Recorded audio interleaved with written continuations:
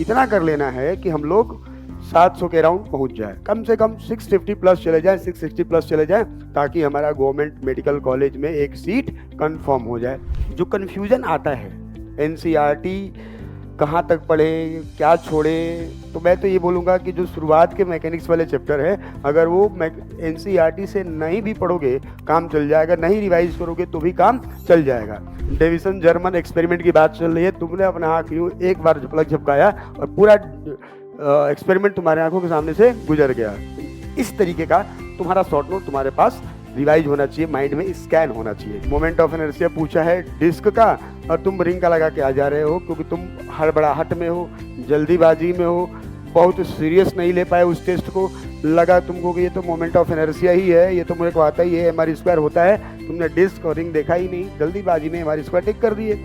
लक्ष्य बड़ा बनाकर खुद पर विश्वास कर, लक्ष्य बड़ा बनाकर खुद पर विश्वास कर, मंजिलें चारों तरफ हैं, रास्ते की तलाश कर। And we are very sure कि आप लोग पिछले 2 सालों से एग्जैक्टली सही रास्ते पर चल रहे हो। जिस दिन आप लोग हमसे जुड़े हैं, पीडब्ल्यू से जुड़े हैं, उस दिन से लेकर के अभी तक आप लोग एकदम मस्त शानदार रास्ते पर चल रहे हैं और शानदार तैयारी भी कर रहे हैं। आप सबको भी पता है कि नीट 2025 इज़ बस अब आने ही वाला है।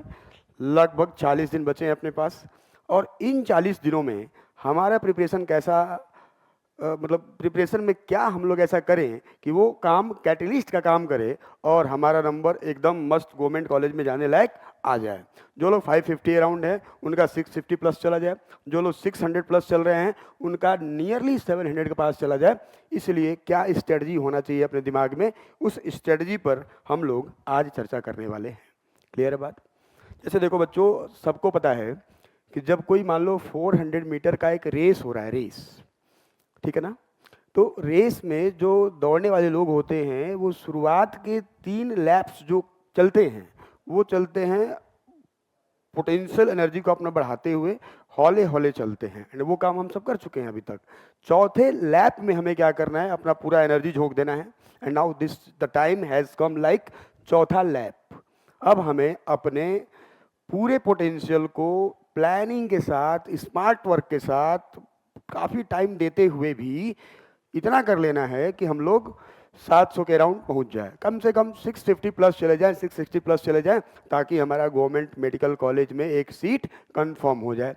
तो मिनिमम 660 ले आना है हम लोगों को। उसके लिए क्या कुछ कर सकते हैं अपने प्रिपरेशन में कि हमारा काम बन जाए। देखिएगा, हम सब जान रहे हैं कि नीट एग्ज़ाम में जो 4 सब्जेक्ट्स हैं, फिजिक्स है बेटा, केमिस्ट्री है, जॉलजी है एंड बॉटनी है, राइट। जॉलजी और बॉटनी में जो लोग सेलेक्ट होने वाले हैं, जो अच्छा मन से पढ़ रहे हैं, आई एम वेरी श्योर कि वो लोग कुछ नहीं तो 340 प्लस ले आने वाले हैं।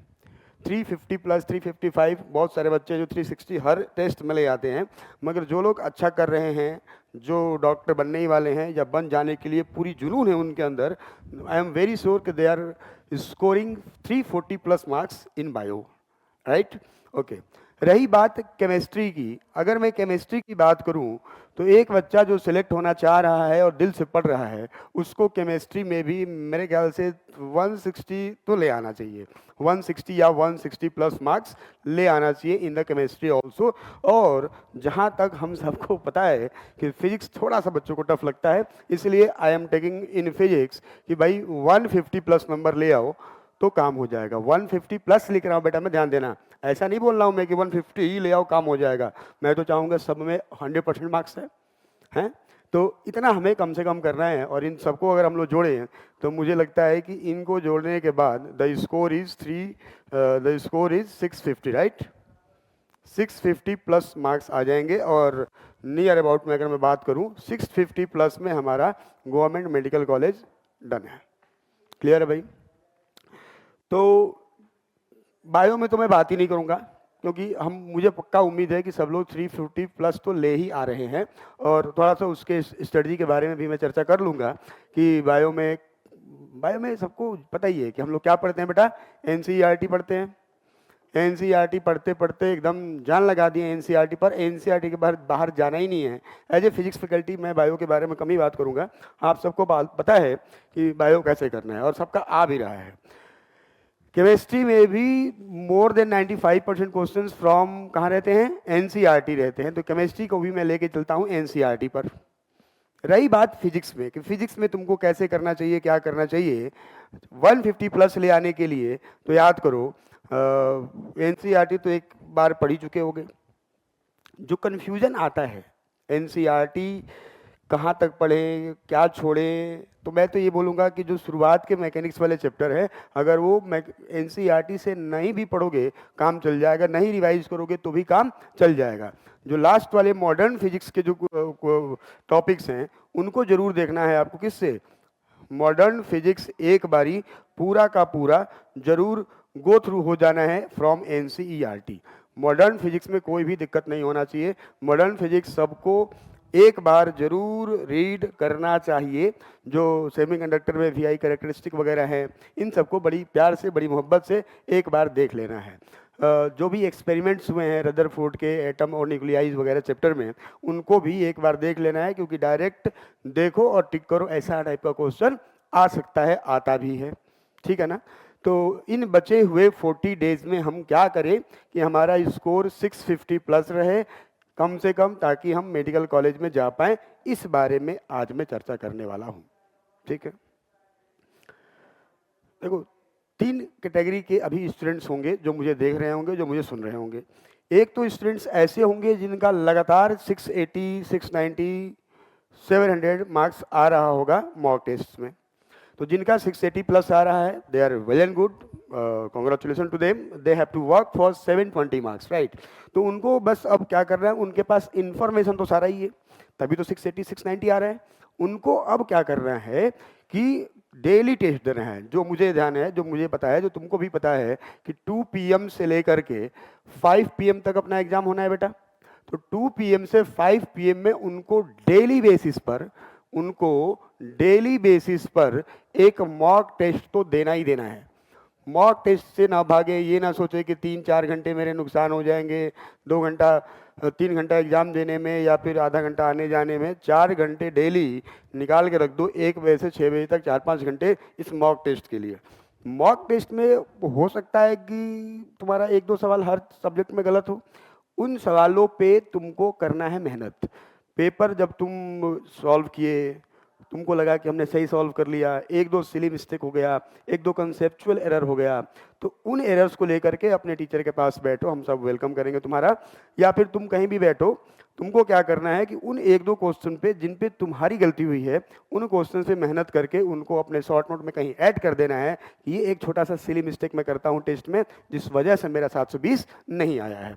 तो उन 1-2 क्वेश्चन को, हर टेस्ट में 1-2 तो होगा ही, 1-2 क्वेश्चन को तुमको हर बार नोट डाउन करते चलना है। और nearly we have 40 days from now. 40 days में तुम अगर 40 टेस्ट दे रहे हो, मैं हर टेस्ट में 2 सिली मिस्टेक मान के चलूं, तो उनके 80 क्वेश्चंस उनके आसपास आएंगे।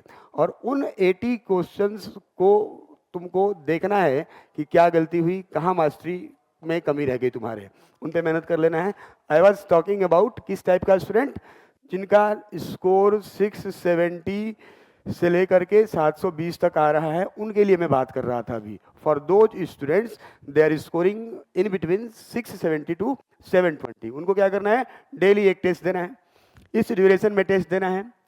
जो भी माहौल बनाओ, कोचिंग में दो, घर पे दो, जहां भी दो, टेस्ट इस ड्यूरेशन में ही टेस्ट देना है, ताकि अपनी बॉडी एकदम उस टोन में रहे कि एग्जाम डे में 4 मई को एकदम उस टाइम पे बॉडी रिलैक्स रहेगा कि हाँ भाई अपना डेली का यही काम है, फोड़ देंगे हम लोग।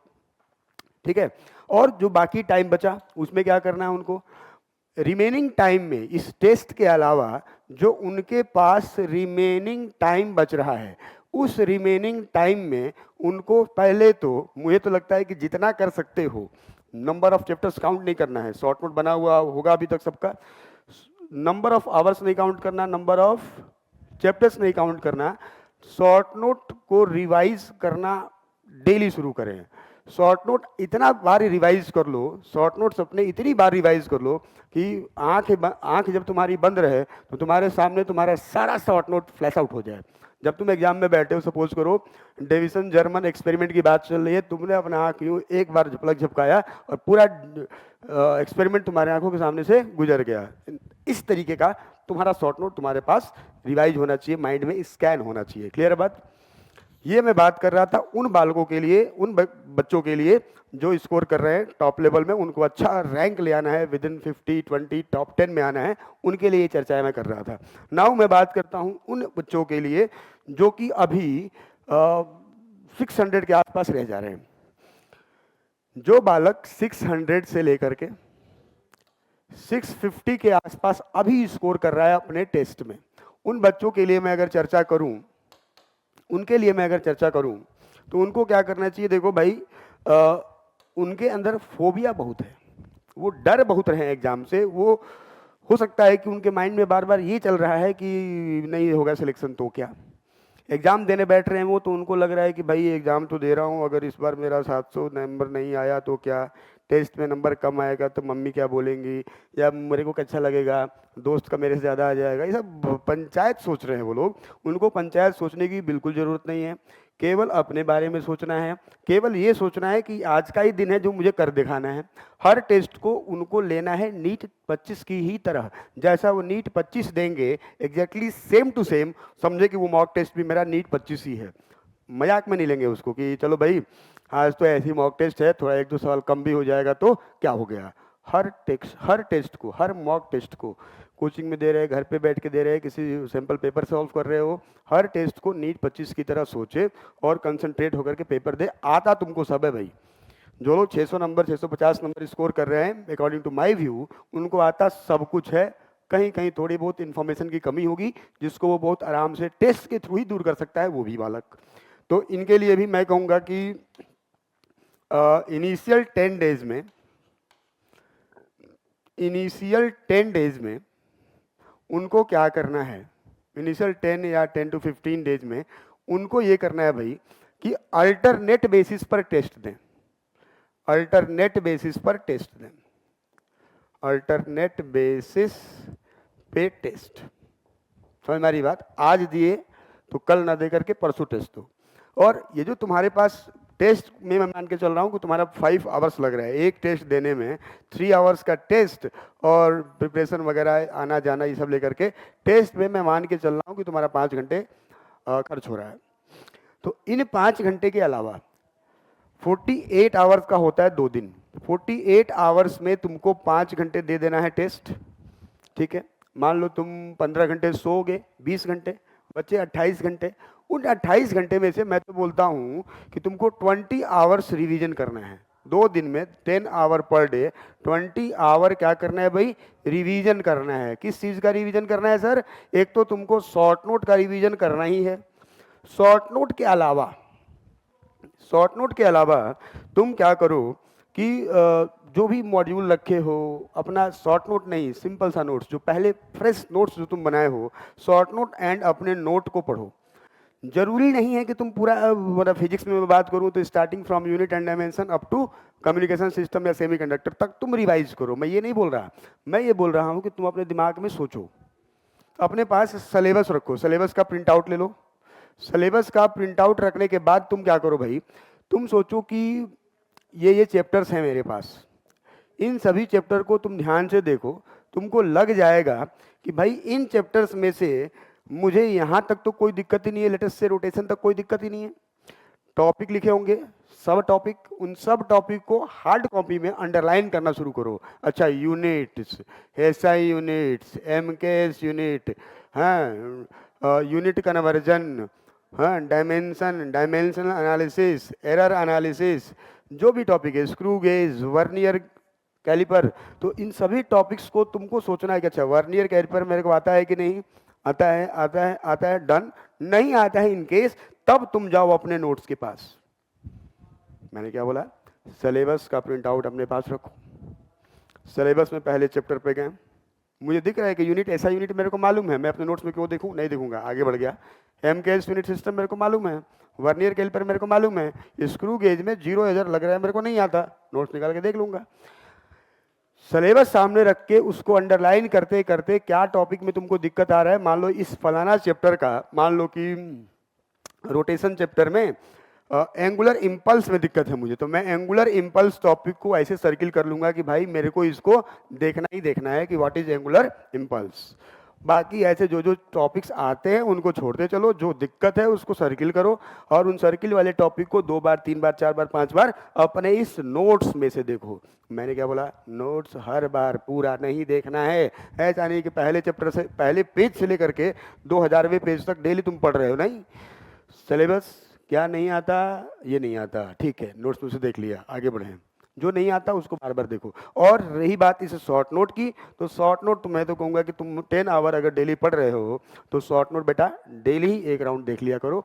उन चैप्टर्स के जो तुमको कष्ट देते हैं, उन चैप्टर्स के जिनमें तुम्हारा मतलब सिली मिस्टेक हो या कॉन्सेप्चुअल एरर हो ज़्यादा होता है, उनमें शॉर्ट नोट डेली रिवाइज करो।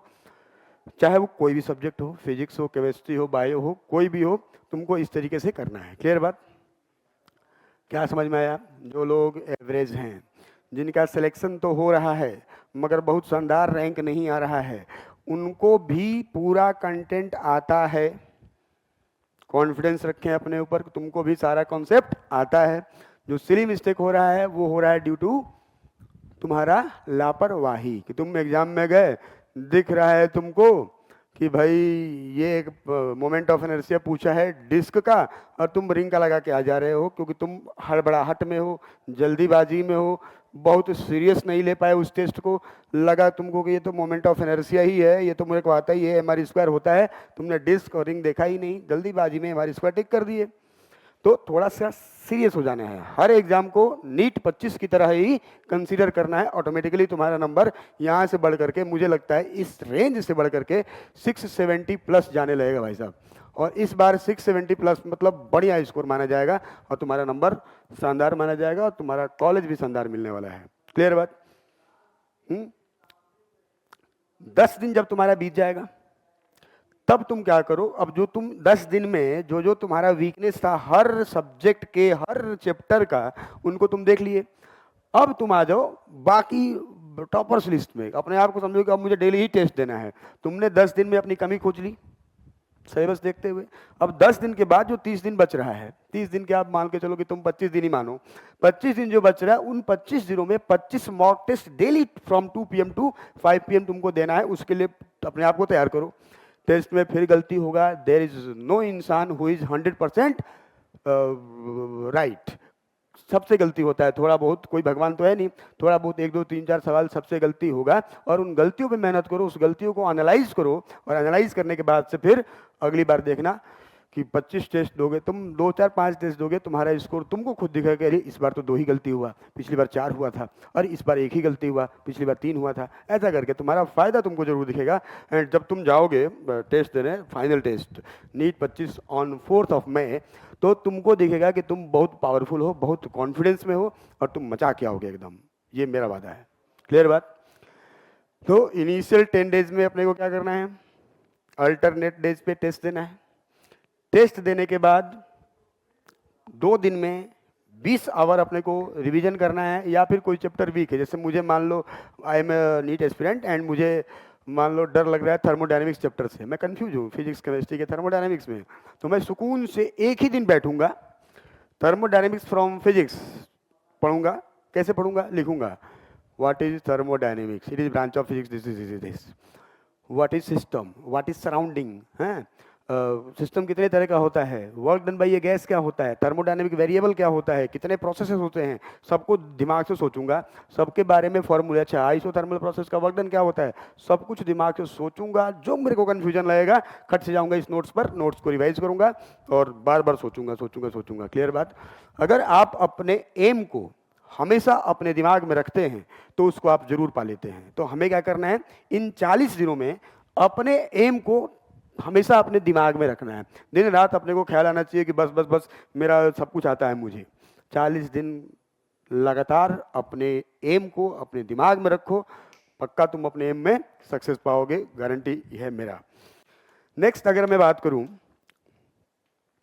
तो जो लोग पा रहे हैं मार्क्स, सपोज करो 500 से लेकर के 600 तक, इन बच्चों के लिए मैं अगर बात करूं जो कि सोच रहे हैं कि मैं तो सर, मेरे पास आते हैं कुछ स्टूडेंट्स ऐसे भी जो बोलते हैं कि सर मैं तो खूब मेहनत किया, खूब पढ़ा, कहीं से कोई कमी नहीं छोड़ा, मगर मेरा नंबर 500 550 से ऊपर जाता ही नहीं है सर। मैं तो सब पढ़ लिया सर, सब कर लिया सर।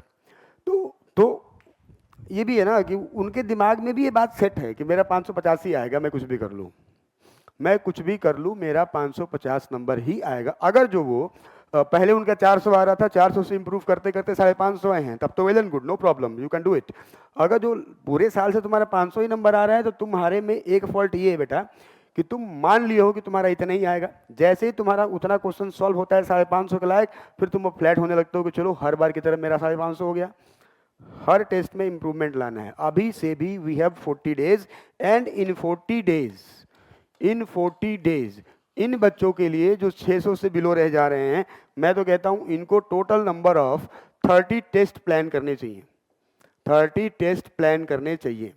शुरुआत में इनको क्या करना है कि हर 2 दिन पे 1 टेस्ट देना है, और फिर डेली बेसिस पे 1 टेस्ट देना है। ये इतना करना ही करना है। और बाकी टाइम तुम क्वेश्चन बनाओ या ना